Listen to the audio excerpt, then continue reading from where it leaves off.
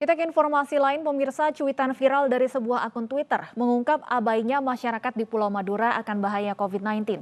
Kata corona bahkan dianggap haram untuk diucapkan meski mereka percaya wabah mematikan tersebut nyata adanya.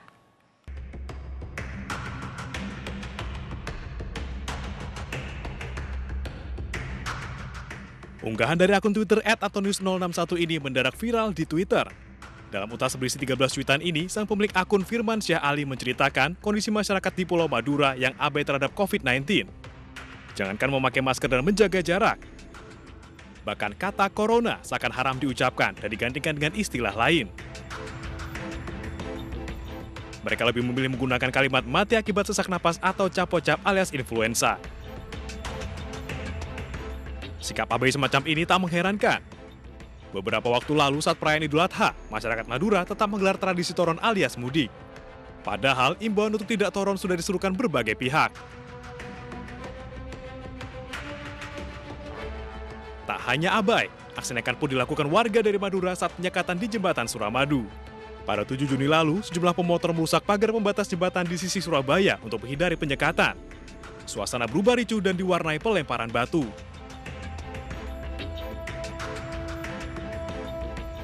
Tidak hanya itu, warga Madura juga menggelar demo di Balai Kota Surabaya 21 Juni lalu, menolak adanya penyekatan dan swab tes di Suramadu. Menurut data aplikasi Bersatu Lawan COVID-19 hingga akhir Juli lalu, tingkat kepatuhan masyarakat Madura pada protokol kesehatan masih di bawah 50%. Faktor sosiokultural di Madura perlu menjadi perhatian khusus bagi Satgas COVID-19 Jawa Timur dalam mengedukasi masyarakat akan bahaya COVID-19. Tim iNews melaporkan. Artikel mati corona ala Madura viral di media sosial. Lantas bagaimana sebenarnya sosiokultural masyarakat Madura di tengah pandemi COVID-19?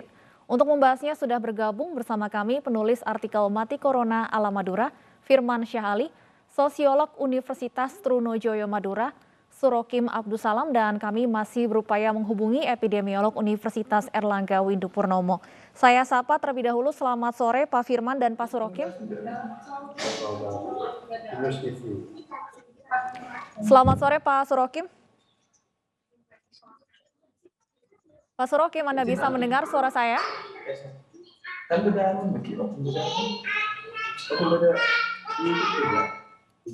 Selamat sore Pak Surokim.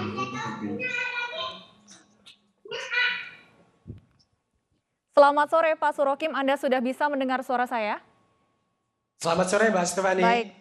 Baik Pak Surokim, melihat cuitan yang viral ini bahwa warga Madura sepertinya masih abai akan bahaya COVID-19, bahkan kata corona dianggap haram untuk diucapkan, namun mereka masih percaya bahwa COVID itu ada. Apa sebenarnya yang terjadi terkait dengan sosiokultural dari warga Madura sendiri yang menyebabkan mereka bertindak seperti ini?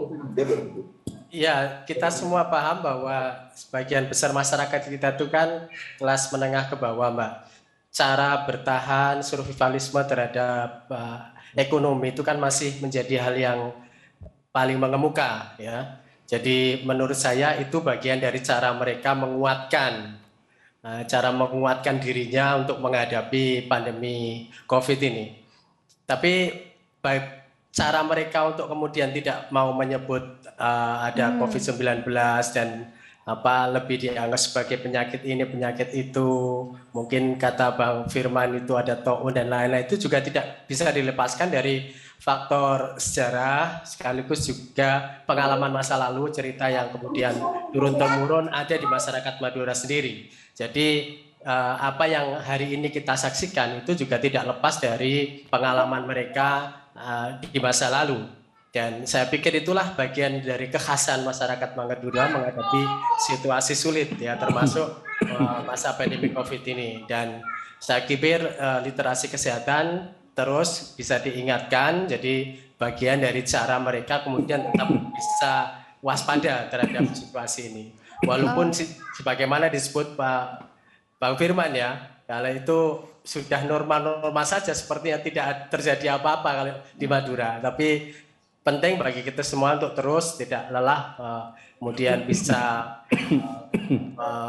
himbau, menguatkan masyarakat agar tetap waspada. Saya pikir kuncinya di sana. Pak Surokim, apa faktor sejarah dan pengalaman masa lalu yang Anda maksudkan?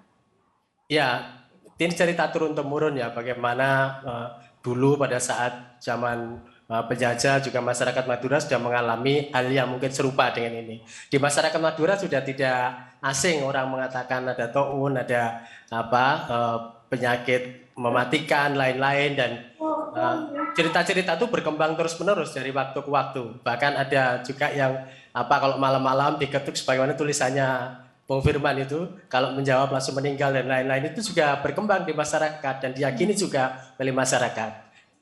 Dan dianggap sama atau mungkin mirip dengan apa yang terjadi di masa lalu. Gitu, Mbak. Baik, dan saat ini kami sudah terhubung dengan Pak Firman Syah Ali, penulis Mati Corona ala Madura. Selamat sore, Pak Firman.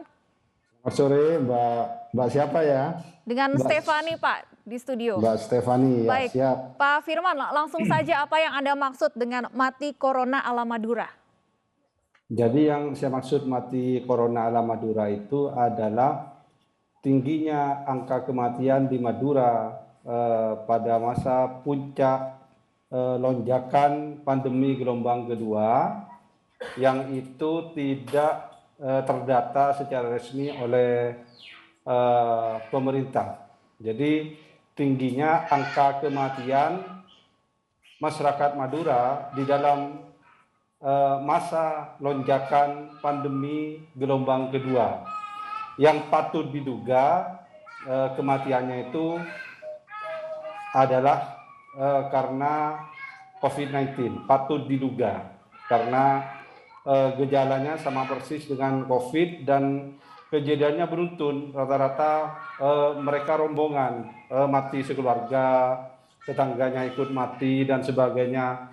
Hanya beda hari, beda jam dan sebagainya. Persis dengan kematian-kematian COVID yang lainnya di luar Madura.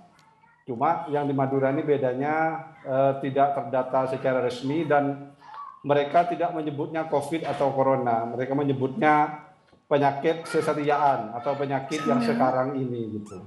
Baik, iya Pak Firman, dari cuitan yang Anda tulis ini ada beberapa hal yang menarik. Salah satunya yang Anda sebutkan tadi bahwa warga Madura tidak mau menyebutkan kata Corona. Tapi sebenarnya sepengetahuan Anda, mereka ini percaya atau tidak dengan keberadaan virus ini? Sepengetahuan saya, berdasarkan komunikasi di media sosial maupun komunikasi di alam nyata dengan masyarakat Madura real, dengan grassroots di warung-warung kopi, mereka percaya dengan adanya virus corona. Mereka sangat percaya. Sebagaimana mereka percaya bahwa dulu pada masa ayah mereka, kakek mereka juga pernah ada penyakit menular yang serupa.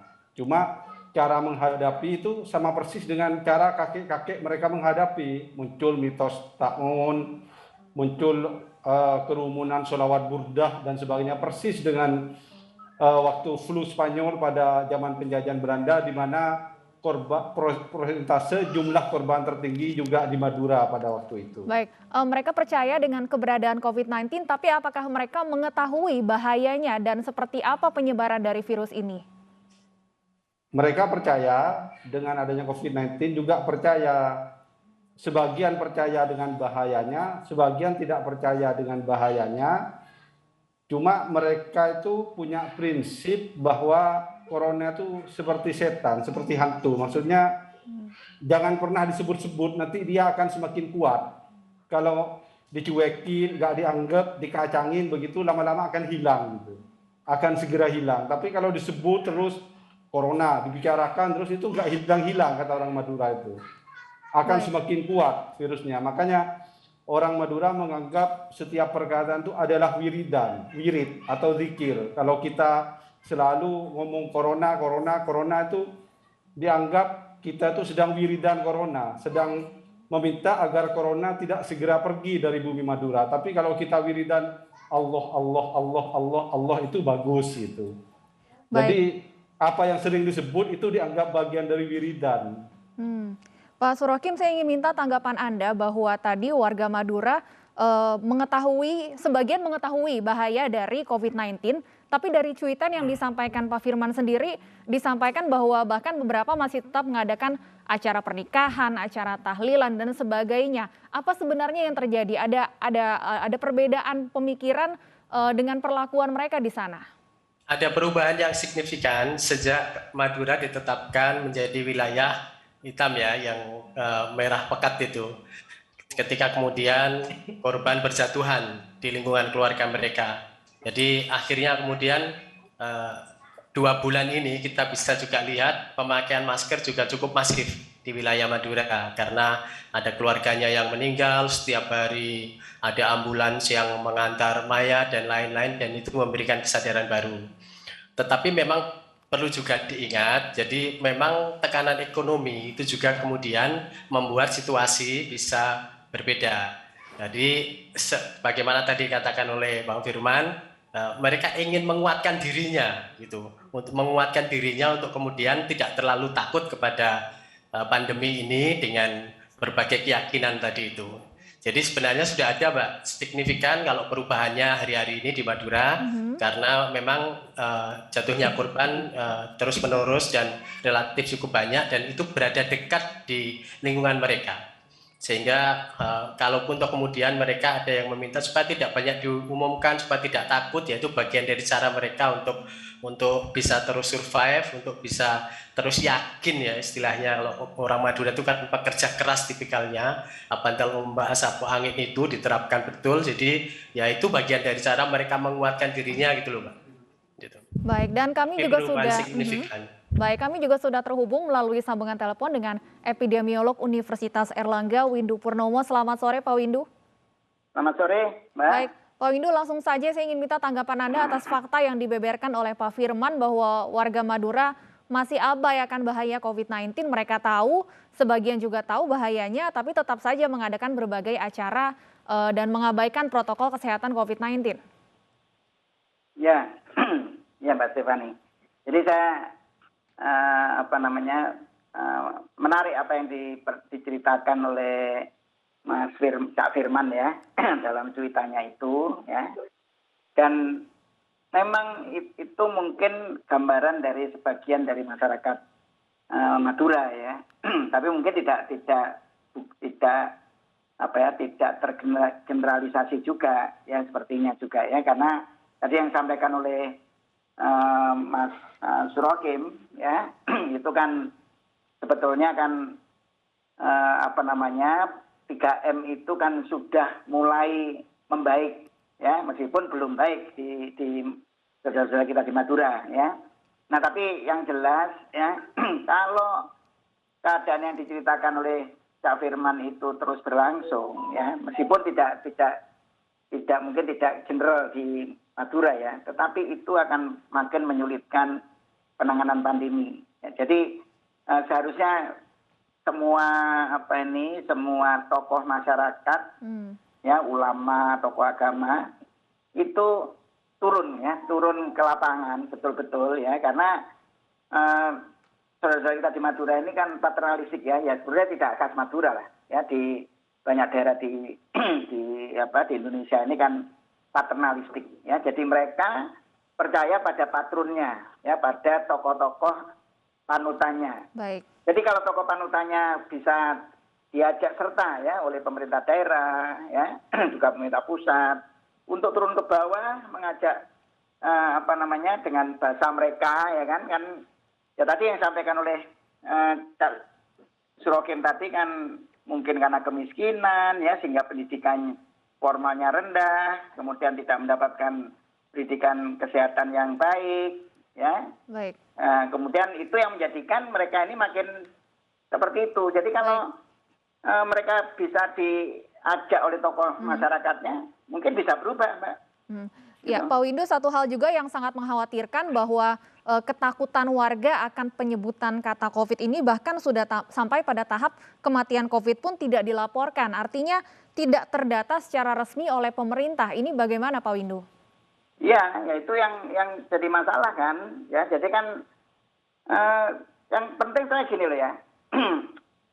Masyarakat ini nggak usah menyebut corona, nggak apa-apa, gitu ya. Jadi demi ketahanan mental mereka tidak usah nyebut, karena tadi dianggap seperti wiritan ya kan. Jadi supaya justru tidak datang lah. Nanti kalau disebut-sebut terus mereka khawatir akan datang malahan. Nah, nggak apa-apa, nggak usah menyebut tuh nggak apa-apa.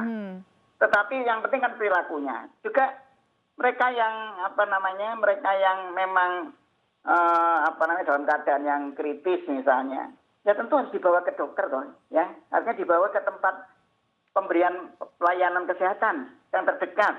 Ya kalau misalnya ada yang sakit, ya jangan dirawat sendiri sehingga sampai meninggal. Kemudian rame-rame dimakamkan bersama-sama, padahal kita nggak tahu ini pasien apa gitu kan. Nah nanti kan malah makin merebak penularan ini, apalagi di Madura juga banyak varian Delta yang lebih menular gitu. Baik. Nah ini jangan sampai terjadi. Nah, makanya saya kira literasi ini harus dibangun terus-menerus ya, literasi tentang COVID ini supaya persepsi risiko mereka baik ya, dengan role model dari para panutannya ya, dan panutannya ikut nanti membawa para anggota masyarakat ini lebih mengerti dan Ya. mau menanggulangi COVID ini dengan cara yang benar gitu loh Mbak. Baik, yang menjadi masalah bukan penyebutannya tapi titik beratnya pada perilakunya. Pak Surokim, Anda sepakat bahwa perlu kemudian langkah tegas menggandeng tokoh-tokoh masyarakat untuk memberikan edukasi pemahaman kepada warga Madura? Paternalistik tadi, maka keteladanan itu menjadi kata kunci. Jadi teladan dari para patron-patronnya itu menjadi penting. Ketika kemudian para kiai, pemerintah, tokoh masyarakat, tokoh agama bisa memberikan literasi tentang pandemi COVID ini proporsional dan baik, insya Allah masyarakat Madura itu ikut aja, lebih mudah untuk ikut. Artinya akan efektif ya penggunaan tokoh masyarakat, kemudian tokoh agama untuk memberikan edukasi kepada masyarakat? Sangat efektif, karena kepercayaan mereka terhadap patron-patron itu relatif masih terjaga dan tinggi sampai sekarang. Baik, Pak Firman, pandangan Anda sendiri terkait penggunaan tokoh masyarakat dan juga tokoh-tokoh agama untuk memberikan edukasi untuk merubah perilaku yang saat ini sudah terlanjur terjadi di warga Madura? Ya, ini saya mau cerita pengalaman bahwa saya mampir di beberapa warung kopi. Saya menyampaikan beberapa hadis Nabi terkait lockdown, terkait protokol kesehatan dan sebagainya, serta bagaimana Nabi berikhtiar untuk menghindari mara bahaya, bagaimana Nabi berikhtiar untuk sembunyi di dalam gua ketika dikejar-kejar oleh kafir Quraisy dan sebagainya, bagaimana Nabi menyuruh orang untuk lebih takut kepada penyakit menular daripada kepada macan atau singa. Itu saya sampaikan di warung-warung kopi, nggak begitu masuk ke mereka, nggak begitu berpengaruh. Bahkan mungkin setelah saya pulang dari warung itu mereka pada ketawa gitu. Maksudnya begini, kalau yang menyampaikan itu kiai, patron mereka, itu pasti langsung masuk. Jadi masyarakat Madura itu patronasenya ke tokoh agama, karena di sini masyarakat yang punya dedikasi yang sangat tinggi terhadap agama. Bahwa kiai bagi orang Madura itu adalah penerus Rasulullah. Kiai itu adalah penerus Nabi Muhammad. Nabi Muhammad sudah meninggal, penerusnya para kiai. Maka apa yang diucapkan dan dilakukan oleh kiai itu adalah apa yang dulu diucapkan dan dilakukan oleh Nabi Muhammad. Nggak perlu dalil-dalil mereka. Cukup kiai memberi contoh, cukup kiai menyampaikan jangan begini, lakukan ini. Insya Allah mereka lakukan. Seperti itu. Baik. Saya sudah... Ya, Pak Windu, sepertinya bukan hanya di Madura, kita masih sering sekali mendengar hingga hari ini ada masyarakat yang tidak percaya COVID, ada masyarakat yang masih tidak menerapkan protokol kesehatan. Apa yang salah? Apakah sosialisasi dari pemerintah yang kurang atau masyarakat sudah terlalu jengah dengan kondisi COVID yang sudah sudah lebih dari 2 tahun ini, Pak? Ya, kalau sosialisasi saya kira tidak kurang-kurang ya, saya kira ya. Cuma mungkin metodenya. Ya, metodenya yang mungkin tidak tepat untuk beberapa masyarakat tertentu, terutama yang di rural ya. Kalau urban perkotaan mungkin sudah lebih baik ya. Tetapi yang masalahnya yang di rural ya, yang di pedesaan ya. Karena di pedesaan ini sekali lagi bahwa tokoh informal lah yang lebih mereka percayai. Jadi yang penting itu kan trust dulu dong. Kalau trust ini ada ya kan, kalau ada maka bahkan bisa patuh gitu loh ya, dan kemudian bisa membuat kesepakatan ya yang bisa dibangun bersama-sama antara tokoh-tokoh masyarakat tadi, tokoh agama bersama masyarakatnya untuk membangun kesepakatan bagaimana caranya sih, ayo kita sama-sama memerangi COVID. Nggak usah nyebut namanya, nggak apa-apa, nggak penting nama itu, tapi nggak usah sebut aja dengan bahasa lokal apa terserah gitu ya. Tapi yang membuat mereka lebih berani lah gitu ya. Nah kemudian itu, dan nanti baru masuk tokoh. Jadi artinya pejabat publik itu nanti agak di belakang aja gitu loh ya, karena kadang-kadang ada masyarakat yang juga mungkin karena pengalamannya agak antipati dengan pejabat publik. Ya sudah, kita yang dirangkul adalah para tokoh-tokoh informal tadi, panutan mereka ya, karena itu trust itu kan yang harus dibangun dulu, kan trustnya dulu ya, baru nanti bisa membangun kesepakatan gitu. Jadi jangan sampai terjadi seperti tadi yang disampaikan Cak Firman tadi, seperti yang terjadi di awal abad ke-20 yang ada Spanish flu, di mana hampir seperempat masyarakat Madura ini meninggal gitu loh ya, karena mungkin ya mirip gitu kondisinya gitu ya, ketidakpercayaan pada wabah dan sebagainya itu yang jangan sampai terjadi lagi itu, Mbak. Baik, Pak Surokim, perlu ada pendekatan yang berbeda tadi disampaikan oleh Pak Windu antara masyarakat di perkotaan dengan masyarakat di kawasan rural, di kawasan pedesaan. Kalau warga Madura sendiri karakteristiknya seperti apa? Pendekatannya harus seperti apa? Ya, sebagaimana tadi ya sudah banyak disampaikan oleh para narasumber. Jadi mereka memang sangat kuat ya ketaatannya pada patron, khususnya tokoh-tokoh agama dan tokoh masyarakat. Jadi ini yang menjadi pilar penting ya di dalam konteks perubahan perilaku masyarakat Madura. Kalau ditanya apakah sudah ada perubahan signifikan, saya katakan insya Allah sudah ada perubahan signifikan seiring dengan pengalaman mereka. Tiap hari ada keluarga yang meninggal, ada tetangga, bagaimana di desanya, bagaimana korban berjatuhan, itu juga memberikan pengalaman bagi masyarakat Madura untuk mengenal kondisi pandemi ini dengan lebih dekat. Dari yang semula mungkin mereka tidak nyata ada di hadapan mereka, sekarang nyata ada di hadapan mereka. Nah sekarang tinggal bagaimana kita bisa melakukan literasi kesehatan, tentu saja dengan konteks tadi, menggabungkan dengan kepentingan mengatasi ekonomi tadi dengan baik, dan saya pikir itu memang butuh keterpaduan ya, baik pemimpin formal maupun informal, dan saya percaya insya Allah dengan pengalaman yang sudah dilakukan masyarakat menghadapi pandemi ini hampir 2 tahun, insya Allah sudah ada perubahan. Baik, terima kasih Pak Surokim, Pak Windu dan Pak Firman sudah bergabung bersama kami dalam dialog di iNews Sore. Selamat sore dan sehat selalu Bapak-Bapak.